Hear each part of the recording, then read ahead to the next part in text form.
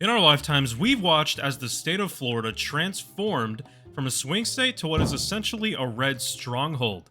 Democrats haven't held the governor's mansion in over 20 years, and since President Trump's first campaign, the Republican lead over Democrats in Florida's federal elections has only grown wider. What's happening to Florida Democrats? Is the Florida Democratic Party dying out? Florida's Democrats are no doubt aware of how bad their situation looks.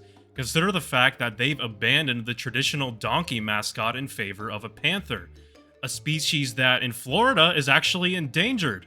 The Florida Democrats are practically rebranding themselves as an endangered species right now. Panthers, of course, are fierce, aggressive, and apex predators, and yes, Democrats clearly want to project that same energy, but here's the problem.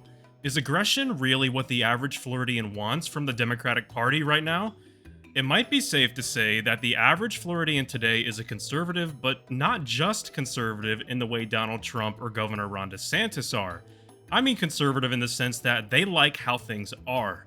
They don't want to radically uproot the Florida system. They want the state to function, schools to educate, not indoctrinate, the economy to hum, and for taxes and regulations not to get out of control. It works, but the Democrats don't seem to understand that. We don't want a far-left revolution, we want you guys to calm down. So how do we get to this point? Well, we've spoken in this previous video about how Florida went from a swing state to a red state, but just to give you a little recap, a lot of smart moves were made by the Florida GOP, focusing on quality of life issues instead of divisive woke policy.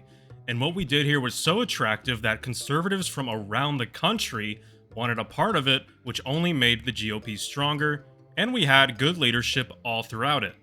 Meanwhile, the Florida Democrats have doubled down on their progressive agenda, alienating average working class and moderate voters with gender and climate rhetoric that only really appeals to the coastal elite.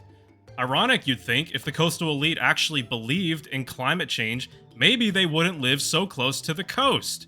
Policy aside, the Florida GOP has a game plan, strong political contenders, and an agenda that builds on past gains that have proven popular with the Floridian public. What do Democrats have? Mostly promises to undo what's already working, and often from candidates who aren't even strong or organized. In some districts, they don't have any viable candidates at all. That's not just a messaging problem, it's an operational failure. The dysfunction runs deeper than that. Some Florida Democrats are literally switching parties, and it's not like a lot of them are changing their views. They just know that they're a lot more likely to actually get elected to some office with an R next to their name.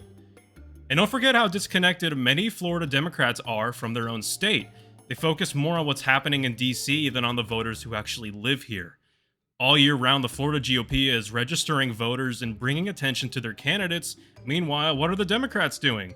No, seriously, what are they doing? I haven't heard a peep from them, but I'm sure they'll all come out of the woodworks once another presidential election rolls around.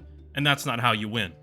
Florida Democrats are collapsing because they've lost touch with the voters they need most, they've failed to field strong candidates, and they've allowed Republicans to dominate both the narrative and the infrastructure of politics in the state. Meanwhile, the Florida GOP has done exactly what a party should do. They've built a winning brand, recruited strong candidates, run consistent campaigns, and delivered policies that keep voters satisfied. They didn't just ride the wave, they created it.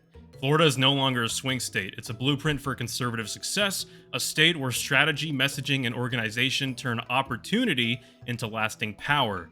And for Republicans, that's something to celebrate. This has been Eric Darty with Florida's Voice. Thank you for watching, and if you've enjoyed this video, I hope you'll subscribe and stick around for more.